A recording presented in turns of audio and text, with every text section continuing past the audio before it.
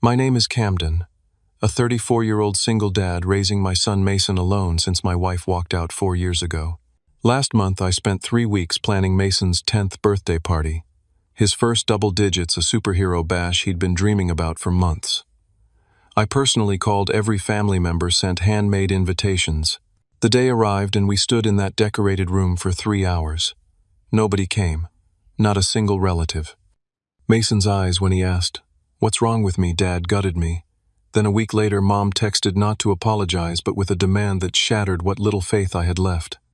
Hey folks, before I dive deeper into this story, drop a comment letting me know where you're watching from. If you've ever dealt with family disappointment, hit that subscribe button. We're building a community of people who understand what it's like to rebuild after betrayal. Growing up in suburban Chicago, I was always the invisible middle child in my family. My mother, Patricia, made it clear from early on that my sister Amanda was the golden child destined for greatness while I was just two there. Our modest 2-story house in Elmwood Park became the stage for countless examples of my mother's blatant favoritism.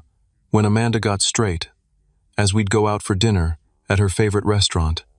When I achieved the same, I'd get a quick good job before the conversation returned to Amanda's latest accomplishment.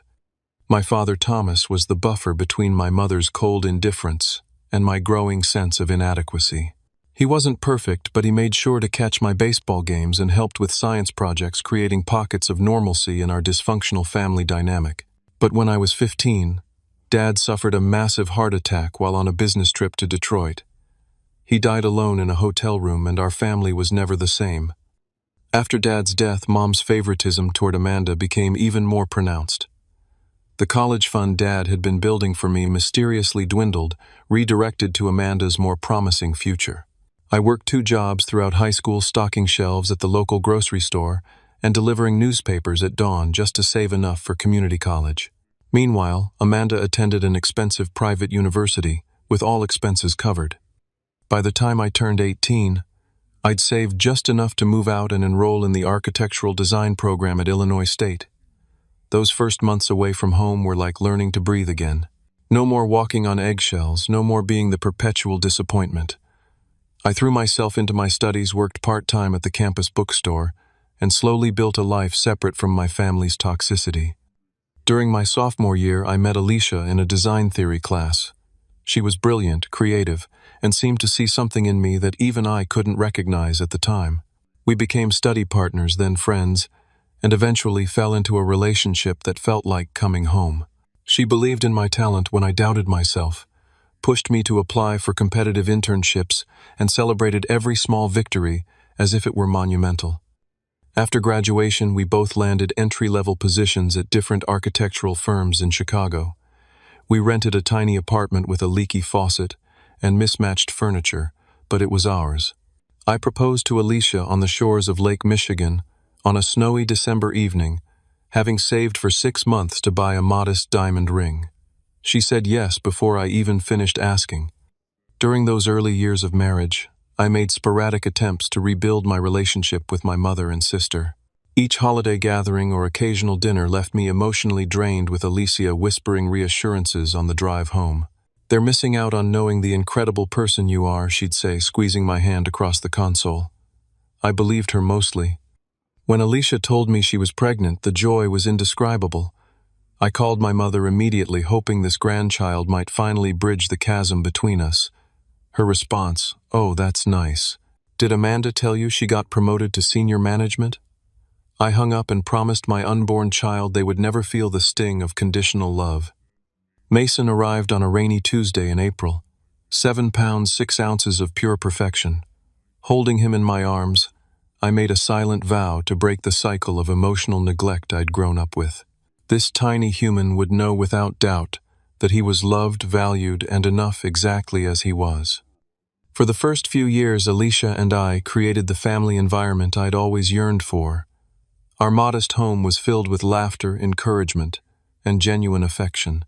I took countless photos documenting every milestone, determined that Mason would have tangible proof of a childhood filled with love.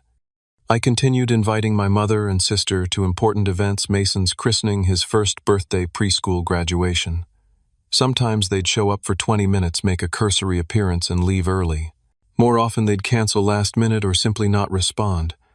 Each time I'd shield Mason from the disappointment, creating elaborate explanations for why Grandma and Aunt Amanda couldn't make it.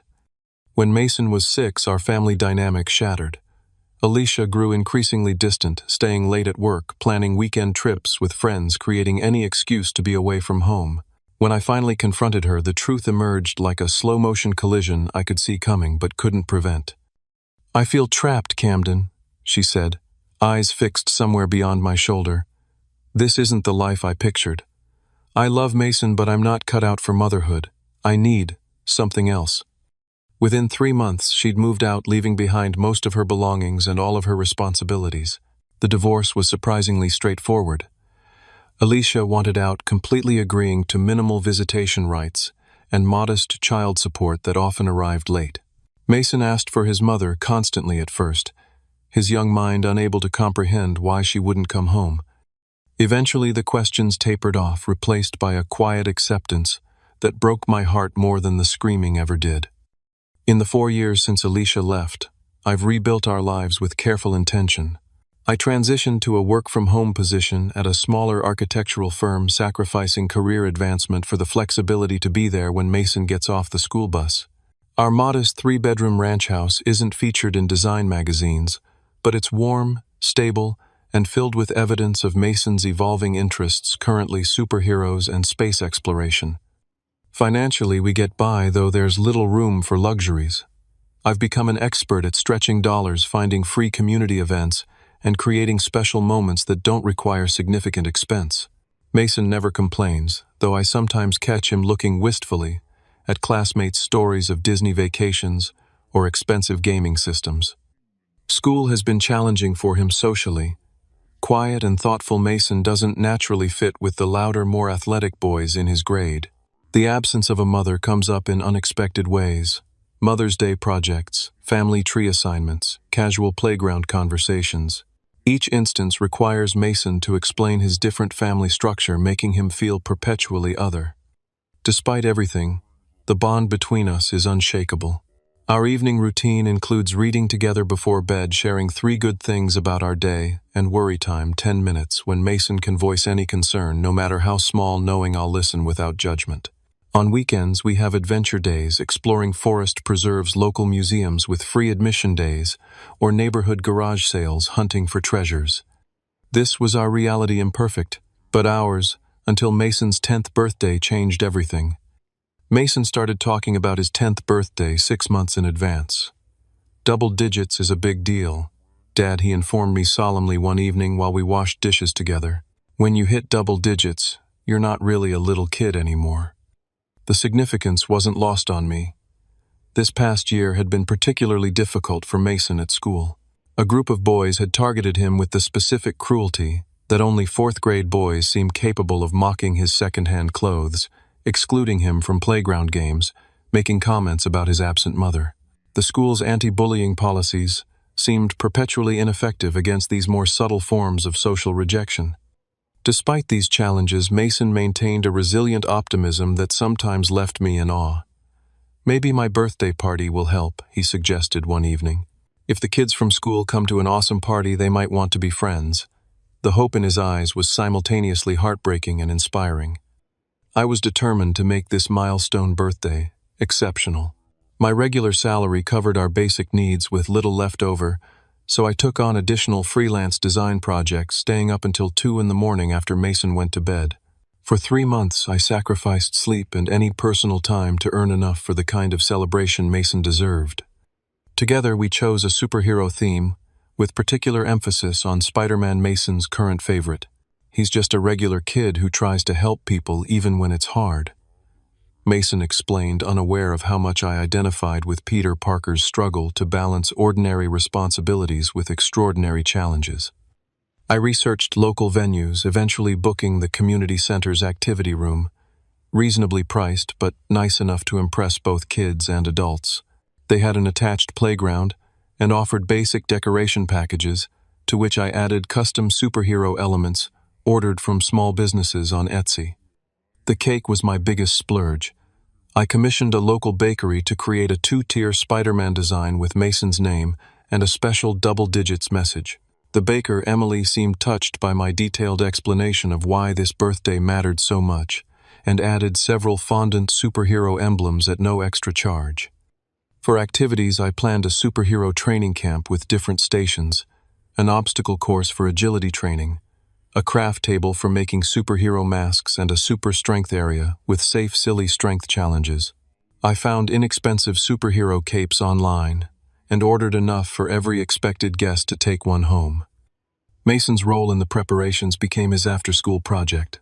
He spent hours crafting handmade invitations for his classmates, carefully writing each name in his best handwriting, adding stickers and drawings personalized to each recipient's interests. Watching him invest such care into invitations for children who had been unkind made my throat tight with emotion. For family invitations, I took a different approach. Experience had taught me that written invitations were too easily ignored, so I personally called each family member my mother, sister, 2 aunts, an uncle, and 3 cousins who lived within driving distance. I explained the significance of this birthday, emphasized how much their presence would mean to Mason, and received varying degrees of non-committal responses. "I'll have to check my schedule," my mother said, distracted. "Amanda and Richard are taking Rebecca college shopping that weekend, so I might be helping with that." "Mom, I'm giving you 6 weeks' notice," I said, trying to keep frustration from my voice. "This is really important to Mason." "Don't be dramatic, Camden," she replied with the dismissive tone I knew too well. "It's just a birthday. There will be others, but I'll try to stop by if I can." My sister was even less encouraging. "A kid's birthday party really isn't my thing," Amanda said, "and weekend time with Rebecca is precious now that she's finishing high school.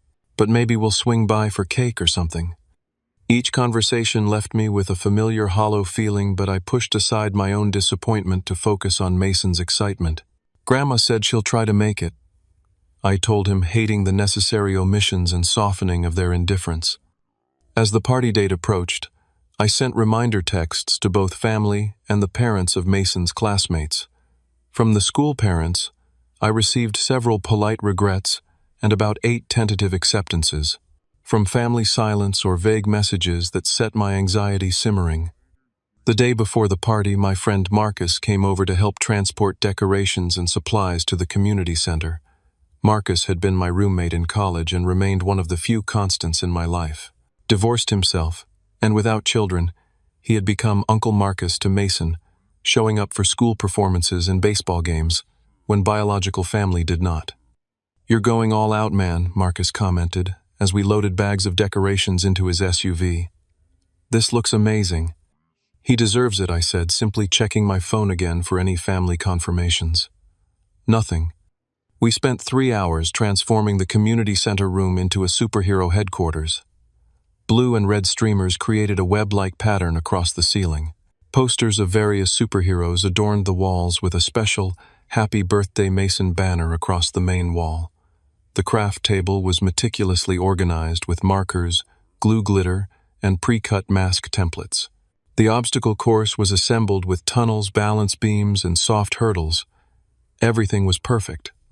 That night I could barely sleep, alternating between excitement for Mason's joy and anxiety about attendance. Around 3 in the morning, I sent one final group text to my family, "Really hoping to see you all tomorrow.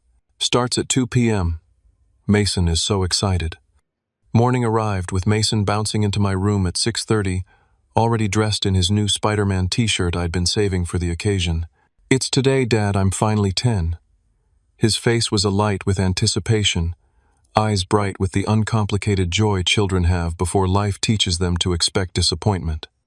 Over breakfast, he talked non-stop about who might come, what games they'd play first, whether anyone would beat his time on the obstacle course.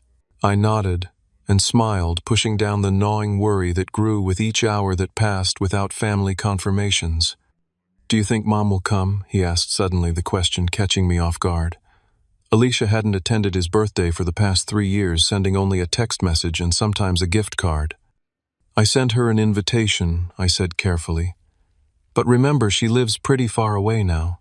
Another necessary lie to protect him from the truth that Minneapolis was just a 6-hour drive, to a distance easily managed for important occasions if Alicia had wanted to make the effort. Mason nodded, accepting this explanation as he had many others. That's okay. Grandma and Aunt Amanda will be there. And Rebecca, I made her a special card because she's always nice to me. My heart constricted at his persistent faith in people who had consistently shown they didn't deserve it. I checked my phone one last time before we left for the venue. No new messages. Ready for the best birthday ever? I asked, forcing enthusiasm into my voice. Mason grabbed his Spider-Man jacket and gave me a gap-toothed grin. Ready. We arrived at the community center an hour early to add final touches and arrange the food. I'd ordered mini sandwiches cut into star shapes, fruit skewers, vegetable platters with dip, and various superhero-themed snacks. The cake had been delivered and looked even better than I'd expected, the Spider-Man design vibrant against the blue background. Mason circled the room multiple times, exclaiming over each decoration and activity station. "This is a Wesm, Dad," he kept saying, his excitement so pure it momentarily washed away my growing anxiety about attendance. As 1:30 approached, I stationed Mason by the door, ready to greet his guests. He stood tall in his Spider-Man shirt, practicing different welcomes under his breath. "Welcome to my superhero party, and thanks for coming to my birthday, and I'm so glad you're here." Each rehearsed greeting intensified the pressure in my chest. 2 o'clock came and went. No one arrived. "Maybe there's traffic," I suggested, checking my phone. No messages. Mason nodded, his position by the door unwavering. "It's okay. They'll be here soon." By 2:30, the room remained empty except for us and 2 community center staff members who had begun exchanging concerned glances. I sent another group text to my family. "Party started at 2. Mason is waiting to see you all." Mason had moved from the door to sitting at one of the decorated tables, legs swinging, still watching the entrance. His earlier chatter had faded into quiet vigilance. I tried calling my mother, straight to voicemail. My sister, same result. I approached one of the staff members, Kelly, and spoke quietly. "Looks like we might have a low turnout. How long can we stay?"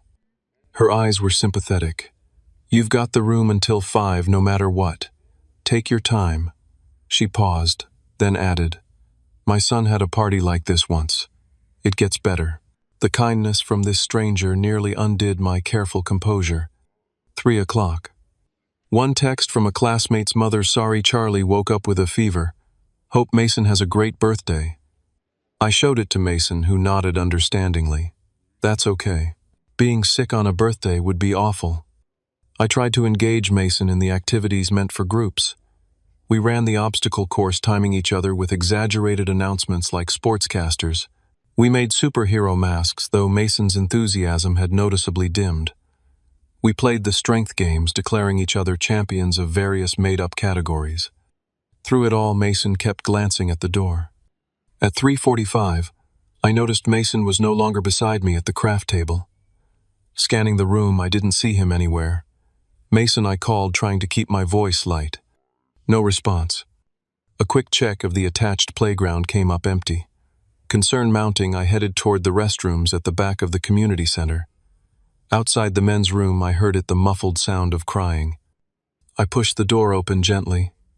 "Mason, buddy, are you in here?" A stifled sniff came from the last stall.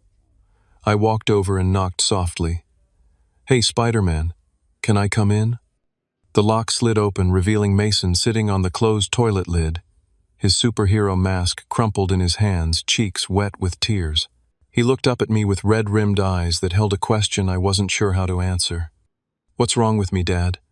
5 simple words that shattered what remained of my heart. I knelt down, ignoring the bathroom floor, and took his small hands in mine. "Absolutely nothing is wrong with you, Mason. Nothing. You are amazing and kind and smart, and anyone who doesn't see that is missing out on knowing the best kid in the world." His lower lip trembled. "Then why didn't anyone come? Not even Grandma or Aunt Amanda?" He wiped his nose with his sleeve. "Did I do something bad?" I pulled him into a tight hug, feeling his thin shoulders shake with suppressed sobs. "No, buddy. You didn't do anything wrong. Sometimes grown-ups make really bad choices, And it has nothing to do with the awesome kids in their lives. We sat there on the bathroom floor for several minutes, Mason crying quietly while I held him fighting back my own tears. Eventually his breathing steadied, and he pulled back to look at me. "Can we go home now? I don't want to be here anymore." I nodded, helping him to his feet. "Of course we can." When we returned to the party room, Kelly and the other staff member had begun quietly packing up the food. Kelly approached us with a gentle smile. "We boxed everything up for you to take home, and we put the cake in a special container." I thanked her, my voice rough with emotion. Mason stood beside me, shoulders slumped, the excited child from this morning nowhere to be seen. As we loaded the car with untouched party supplies, uneaten food, and unopened party favors, Mason carried his birthday cake carefully. The once exciting Spider-Man design now seemed to mock us with its cheerful colors and happy birthday message that no one had been present to sing. The drive home was filled with a silence so heavy it seemed to press against the windows. Mason stared out at passing neighborhoods, still clutching the small gift bag containing the presents I'd wrapped for him, items he'd mentioned wanting throughout the year that I'd carefully set aside money to purchase. My phone remained silent, no missed calls, no belated apologies, no explanations from family members who had once again proven where we ranked in their priorities. As we pulled into our driveway, Mason spoke for the first time since leaving the community center. "Dad, can we just pretend today wasn't my birthday? Maybe try again another day." I gripped the steering wheel until my knuckles whitened, taking a deep breath to steady my voice. "If that's what you want, buddy, that's what we'll do. But first, let's have some of that awesome cake. It's too good to waste." Mason gave me a small, sad smile that didn't reach his eyes. "Okay." We carried the remnants of the failed celebration into the house. I set the cake on the kitchen table and found a match to light the number 10 candle. "Make a wish," I said, softly. Mason closed his eyes for a long moment, then blew out the candle with a determination that squeezed my chest. "What did you wish for?" I asked, though I never usually did. He looked up at me, eyes serious beyond his years. "If I tell you, it won't come true. And I really, really need this one to come true, Dad." Later that night, after Mason had gone to bed, clutching the new Spider-Man action figure I'd given him, I sat alone at the kitchen table, surrounded by the evidence of our day. Party supplies that would never be used. Food that would mostly go to waste, despite my best efforts to salvage it. A cake with only one small slice removed. I pulled out my phone and stared at the screen. No messages, no calls, no acknowledgments from any family member about missing the most important day of the year for my son. The rage I'd been suppressing for Mason's sake finally broke free. I threw my phone across the room, watching it bounce off the couch with a dull thud. Then, alone in the quiet house with my sleeping son upstairs, I put my head in my hands and wept. The day after the party disaster, I expected to wake up to at least one message from my family, perhaps a half-hearted excuse or belated birthday wish for Mason. The continued silence was its own kind of statement. Mason slept late, unusual for him, and when he finally came downstairs, he moved with a subdued quality that was painful to witness. The resilient bounce in his step had vanished overnight, replaced by a careful, quiet presence that reminded me too much of my own childhood adaptations to disappointment. "What would you like to do today?" I asked, trying to infuse normality into my voice. Mason shrugged, poking at his breakfast without interest. "Nothing really." I suggested a trip to the comic book store or the small local arcade, usually guaranteed excitement generators, but Mason declined, both with the same lifeless shrug. Eventually, he migrated to the couch and turned on cartoons, though I noticed he wasn't really watching, just staring in the general direction of the screen. That evening, I called my boss, Diane, explaining the situation as clinically as possible, requesting flexible hours for the upcoming week.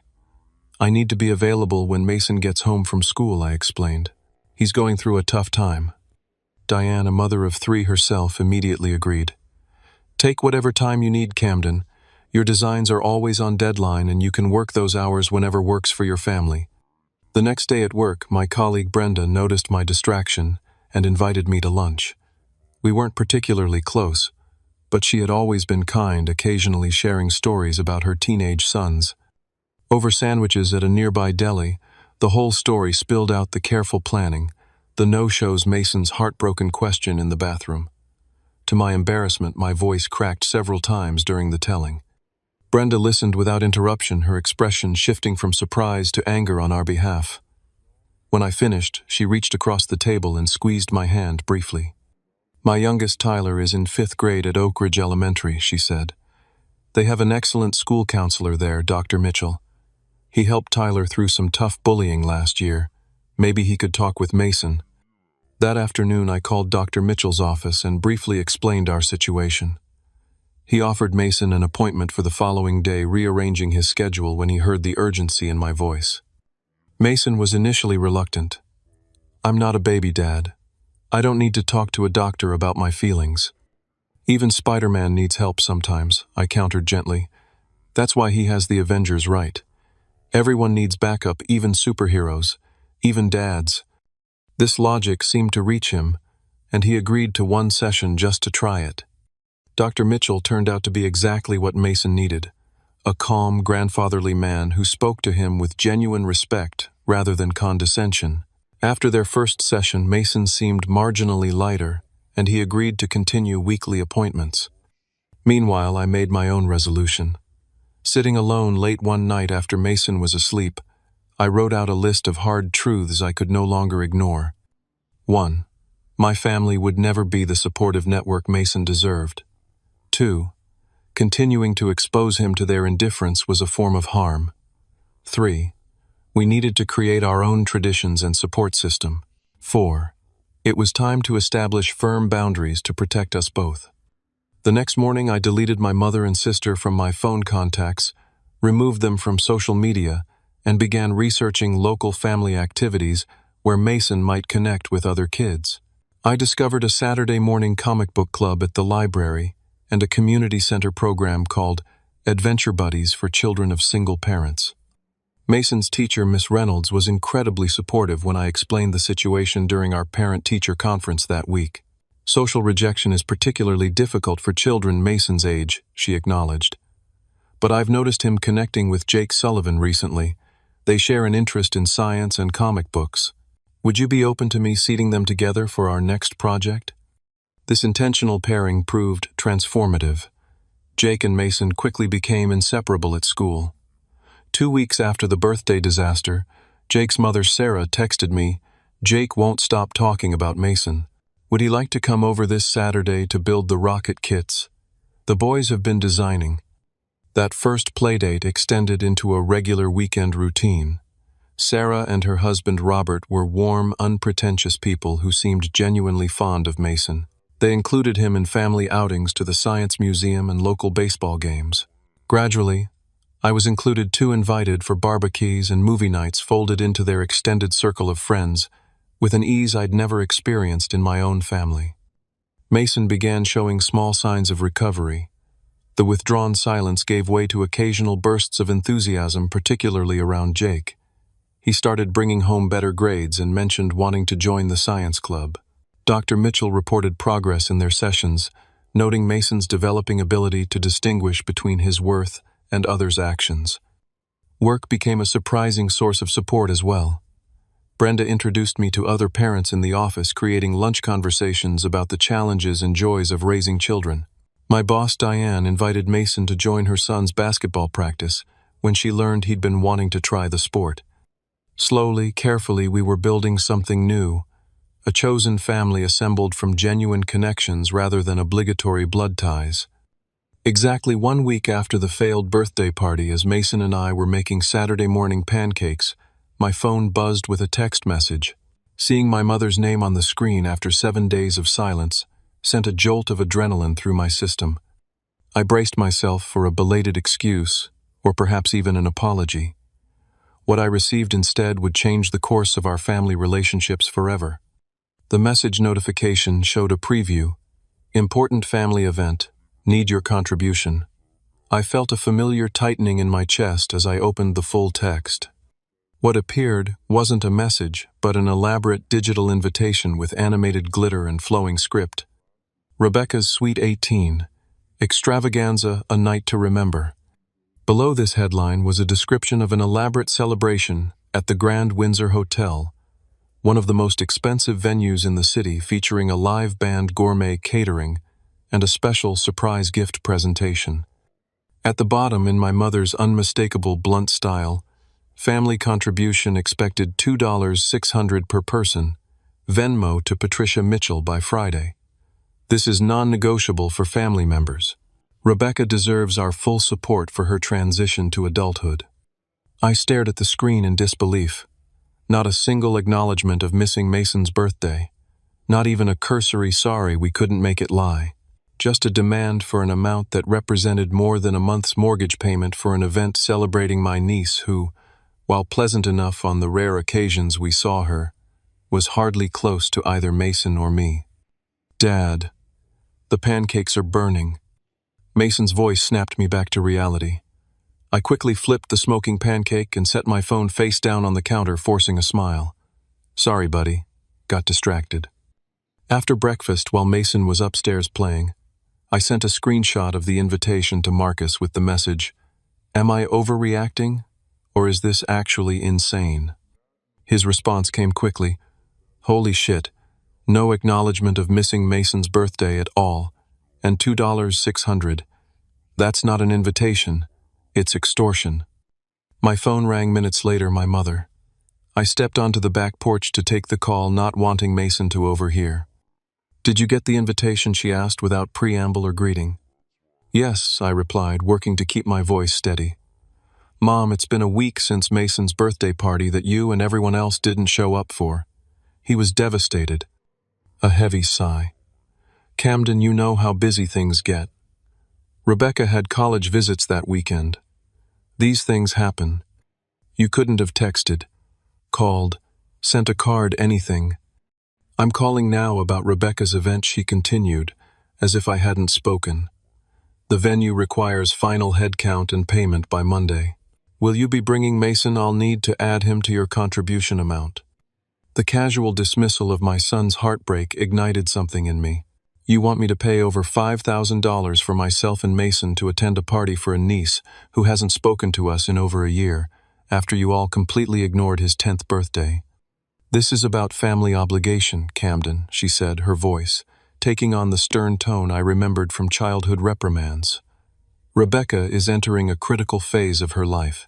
Amanda and Richard are doing everything possible to give her the send-off she deserves before college. Everyone is contributing. Mason was entering a critical phase too, double digits. After a year of being bullied at school, with no mother present in his life. But none of you could be bothered to show up for a 2-hour party with cake. That's different. Children have birthdays every year. And people only turn 18 once, I countered. Mom, this is crazy. I don't have that kind of money, and even if I did." "Of course you do," she interrupted. "You're a professional with a good job. You just need to prioritize family obligations. Amanda mentioned you remodeled your kitchen last year, so clearly you have disposable income. The remodel had been necessary repairs after a pipe burst, covered mostly by insurance with a high deductible that had strained our budget for months." I didn't bother correcting her assumption. "I'll expect your Venmo by Friday," she concluded. "Rebecca is counting on her whole family being there." Before I could respond, she hung up. I stood on the porch, phone in hand, vibrating with a rage so pure it momentarily robbed me of coherent thought. Throughout the day, messages arrived from other family members. Amanda sending details about the dress code, formal with specific color palette requirements. My aunt reminding me that family celebrations require sacrifice, and most plotted. Surprisingly, my brother-in-law Richard, who rarely communicated with me directly. "Patricia mentioned you were hesitant about contributing to Rebecca's celebration. As you know, Amanda and I have always been generous with family events. We expect the same courtesy in return." The irony of this message from a man who had never once attended any event for Mason was so absurd, I actually laughed out loud, a short, harsh sound that held no humor. That evening, after Mason was asleep, I sat with my laptop open to my banking website, staring at the balance. We were stable but far from wealthy, The amount my mother demanded would wipe out most of our emergency fund money I'd painstakingly saved to provide security for Mason. In that moment, something crystallized within me, a clarity about my place in this family dynamic, and a sudden, unshakable certainty about what needed to happen next. I opened the Venmo app and navigated to my mother's account. In the amount field, I typed 1. In the note section, I wrote simply, "Congratulations." The petty defiance felt simultaneously childish and deeply satisfying. But I knew this small act of rebellion would unleash a storm, and I needed to prepare. The following morning, I called a locksmith and had all the exterior locks changed. My mother had an emergency key she'd demanded years ago during a phase of health anxiety. I'd never been comfortable with it but had acquiesced to keep peace. Next, I blocked my mother's number, my sister's number, and those of the extended family members who had participated in the text barrage. I sent a final message to Marcus going dark with family for a while. "Call if you need me." Then I took Mason for ice cream and focused entirely on rebuilding his sense of security and joy, one small moment at a time. The response to my $1 Venmo and subsequent cutting of communication channels was swift and furious. Within hours, my email inbox filled with messages from unfamiliar addresses, cousins.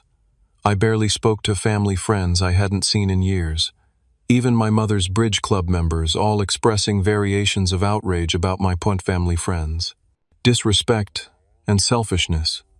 Most messages referenced how my actions were hurting Rebecca, though I doubted my 18-year-old niece was particularly invested in my attendance at her elaborate party. More likely, the absence of my contribution was the actual concern. Following Marcus's advice, I didn't respond to any messages but saved them all to a dedicated folder. Document everything he'd texted when I called to give him an update. If they escalate further, you might need evidence of harassment. I hoped it wouldn't come to that, but Monday morning proved Marcus's caution warranted. I arrived at work to find my mother sitting in the reception area, her posture rigid, handbag clutched tightly in her lap. My stomach dropped at the sight of her. This was a line she'd never crossed before bringing family drama into my professional space.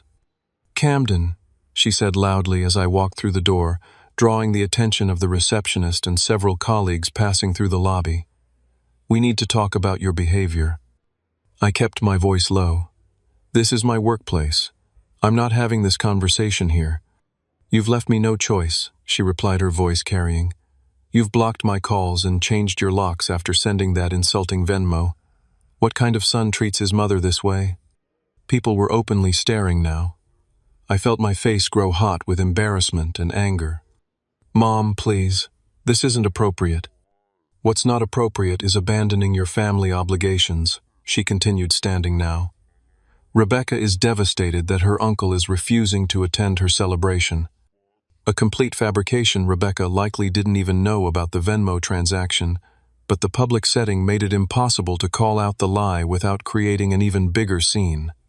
Before I could respond, Brenda appeared beside me, assessing the situation with a quick glance. "Patricia Wright, Camden's mother," she said pleasantly, extending her hand. "I'm Brenda Jenkins, project manager. We have an unexpected client meeting starting in 5 minutes that requires Camden's immediate attention. Perhaps you could schedule a time to speak with him after work hours." My mother looked momentarily flustered by the professional interruption. "This is a family matter." "Of course," Brenda said smoothly. "And I'm sure you understand the importance of maintaining appropriate boundaries between personal and professional spaces. Our reception staff would be happy to help you schedule a proper appointment." With the gentle but firm dismissal, Brenda guided me toward the elevators, leaving my mother standing in the lobby. Once the elevator doors closed, I released a shaky breath. "Thank you," I managed. "That was unexpected." Brenda squeezed my shoulder briefly. "Family can be the worst sometimes. Take a few minutes to compose yourself, then join us in the conference room. We really do have a client meeting, but I can cover the first 10 minutes. The workday proceeded without further incident, though I felt a constant undercurrent of anxiety. I called Mason's school during my lunch break to update his emergency contacts, removing my mother and sister from the approved pickup list. That evening, Mason and I were finishing dinner when headlights swept across our front windows. A car had pulled into our driveway. "Is that Uncle Marcus Mason?" asked, peering toward the window. Before I could answer, pounding on the front door echoed through the house. Mason's eyes widened with alarm. Through the peephole I saw my mother and sister standing on the porch, expressions tight with anger. I gestured for Mason to stay in the kitchen and opened the door without unlocking the security chain. "Camden, this is ridiculous," Amanda snapped. "Let us in. We need to talk."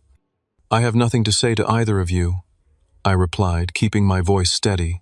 "Please leave." My mother pushed forward. "We're family. You can't just cut us off because you're having a tantrum over a party contribution." "This isn't about the money," I said. "It's about years of you treating Mason like an afterthought. It's about none of you showing up for his birthday after promising you would. It's about demanding thousands of dollars for Rebecca without even acknowledging how you hurt my son." "Children are resilient," my mother dismissed. "Mason needs to learn that disappointment is part of life. Not when it's deliberately inflicted by people who are supposed to love him," I countered. "Now please leave or I'll call the police."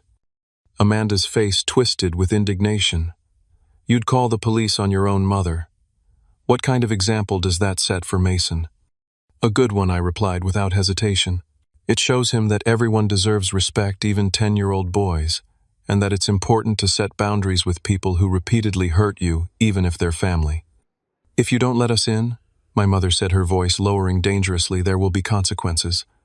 I'm concerned about Mason's well-being living with someone so unstable. Perhaps Child Protective Services should evaluate your fitness as a parent." The threat sent ice through my veins. Though I knew it was baseless, I was a dedicated, consistent parent with a stable home and income. The mere suggestion of someone questioning my custody of Mason terrified me. "You're threatening me because I wouldn't give you money," I said, making sure my phone was recording in my pocket. "That says everything about why I'm keeping Mason away from you." I closed the door firmly and engaged the deadbolt, then returned to the kitchen where Mason sat wide-eyed at the table. "Was that Grandma?" he asked quietly. "Is she mad at us?" I sat beside him, choosing my words carefully. "Grandma and I are having a disagreement about some grown-up things. It has nothing to do with you, and you didn't do anything wrong." "I heard her say something about me," he persisted. "Sometimes when adults get upset, they say things they shouldn't," I explained.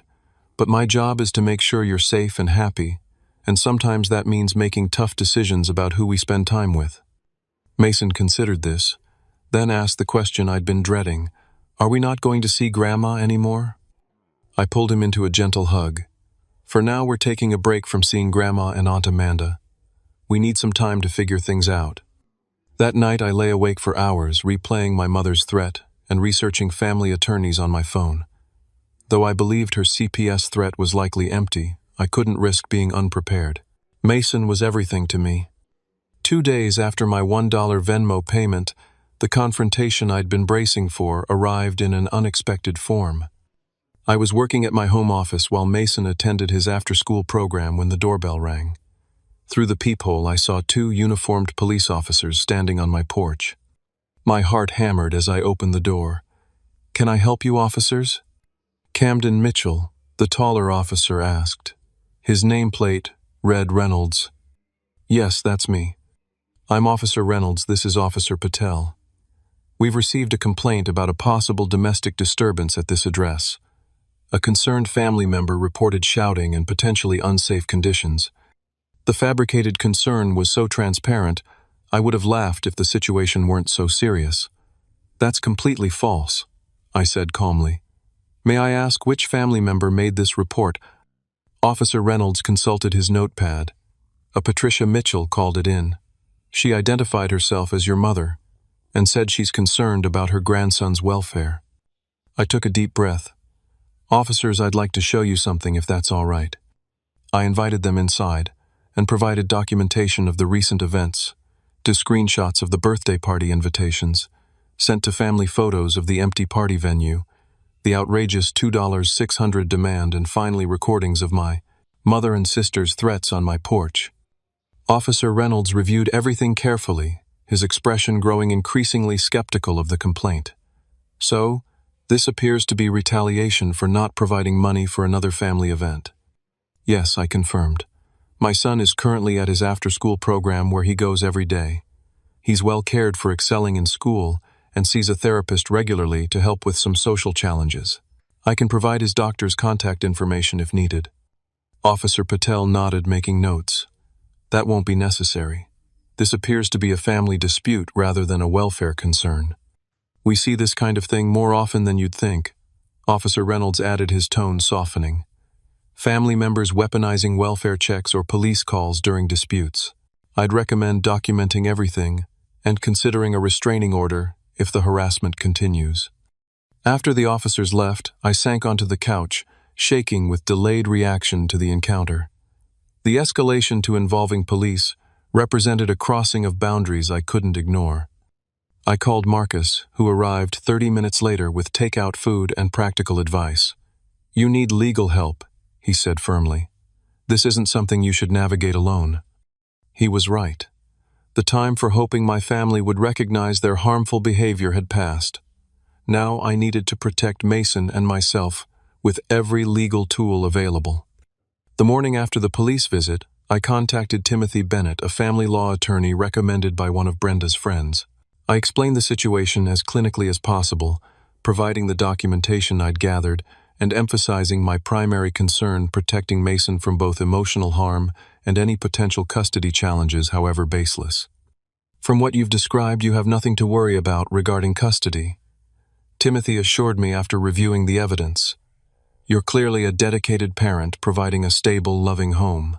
However, the harassment is concerning, and we should address it proactively."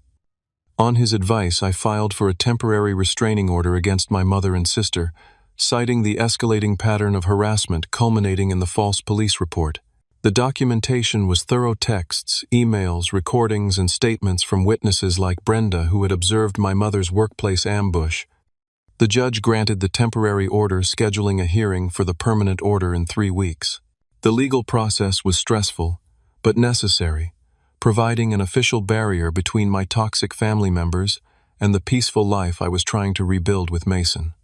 With this protection in place, I focused entirely on strengthening the positive relationships we were developing. Jake and his parents, Sarah and Robert, became regular fixtures in our lives. Sunday dinners at their home evolved into a weekly tradition, expanding to include other families from the boys' school and creating an informal support network. Brenda and her husband invited us to their lake cabin for a weekend where Mason caught his first fish and beamed with pride in the photo I framed for his bedroom. Marcus organized a neighborhood basketball game that became a monthly event, gathering kids and parents from surrounding blocks for pizza and friendly competition afterward. Slowly, deliberately, we were creating our chosen family, people who showed up consistently, who valued Mason for exactly who he was, who demonstrated that love wasn't conditional on performance or financial contributions.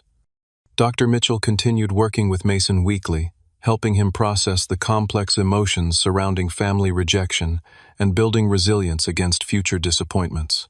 During one of our parent consultation sessions, he offered an observation that resonated deeply. "Mason is actually handling this better than many children would," he noted. "He's developing a healthy understanding that sometimes the problem lies with others, not with him. That's a crucial life skill many adults never master." At work, my focus improved as the family drama receded. Diane recognized my dedication with a promotion to lead designer, bringing a welcome increase in both responsibility and salary. The additional income allowed for small improvements to our home, and the occasional special experience for Mason, like the astronomy night camp he'd been talking about for months. As summer approached, I worked with Sarah and Robert to plan something special. On a warm Saturday in June, exactly 1 month after the failed birthday party, we held a half-birthday celebration for Mason at the local park. Jake invited friends from their class. The basketball kids came with their families, and colleagues from work brought their children. The gathering was simple: grilled hot dogs, a homemade cake, lawn games, and a water balloon fight that left everyone soaking and laughing. No elaborate decorations or expensive venue, just genuine people who cared about Mason. Watching him surrounded by friends, his face alight with unguarded joy as he tried to dodge water balloons, I felt something inside me heal. This was what celebration should be: authentic connection, rather than obligation or performance. The court hearing for the permanent restraining order arrived. and to my surprise, neither my mother nor sister appeared to contest it. The judge reviewed the evidence and granted a 1-year order extendable if the harassment continued. As we approached the 1-year mark since that devastating empty birthday party, the changes in our lives were profound. Mason had blossomed, socially developing close friendships beyond just Jake, and finding his place in the science club, where his meticulous attention to detail was valued rather than mocked. I had been promoted again now, managing a small team of designers, with the flexibility to maintain my work-from-home schedule. Our financial situation had stabilized enough to begin a modest college fund for Mason and plan a summer road trip to visit several national parks, an adventure he'd been researching for weeks. Most importantly, the dark cloud of family obligation and perpetual disappointment had lifted. We hadn't heard from my mother or sister since the restraining order was granted, and the absence of their toxic presence allowed us both to breathe more freely. On a quiet evening, as Mason and I worked on a model rocket kit at the kitchen table, a level of focus and patience he wouldn't have had, a year ago he looked up suddenly with an expression of serious contemplation. "Dad, remember last year when nobody came to my birthday, and I made that wish when I blew out my candle?" My hands stilled on the tiny parts I was assembling. "I remember. I wished for a real family," he said, his eyes meeting mine steadily. "Not just people who are related to us, but people who actually want to be around us and care about us." My throat tightened. "And what do you think? Did you get your wish?" Mason looked around our kitchen at the refrigerator covered with artwork and photos from outings with our new friends at the calendar marked with basketball games and science club meetings and Sunday dinners at Jake's house. "Yeah," he said with quiet certainty. "I think I got something even better than what I wished for. I got to see that you were right." "Right about what?" "About how sometimes the people who are supposed to love you don't know how, but that doesn't mean there's something wrong with you." He returned to carefully painting the rocket fin. "And sometimes you have to build your own family with people who know how to love properly."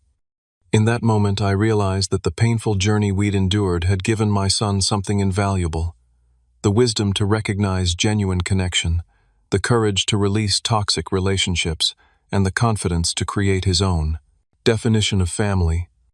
The cycle of conditional love and emotional neglect that had shaped my childhood had been broken. Mason would carry forward a different legacy, one of authenticity, resilience, and the knowledge that family is defined by actions rather than blood. As we finished the model rocket and set it aside to dry, I made a silent vow to continue nurturing this hard-won wisdom in both of us. The path forward wasn't about forgetting the past or harboring resentment, but about choosing consciously who deserved space in our lives, and recognizing that sometimes the greatest act of love is establishing boundaries that protect your joy. Have you ever had to make difficult decisions about family relationships to protect yourself or your children? What would you have done in my situation? I'd love to hear your thoughts in the comments below. If this story resonated with you, please consider hitting that like button and subscribing to the channel.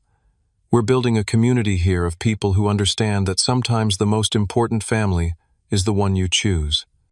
Thank you for listening to our journey, and remember, you deserve people in your life who show up for you, not just when it's convenient, but especially when it matters most.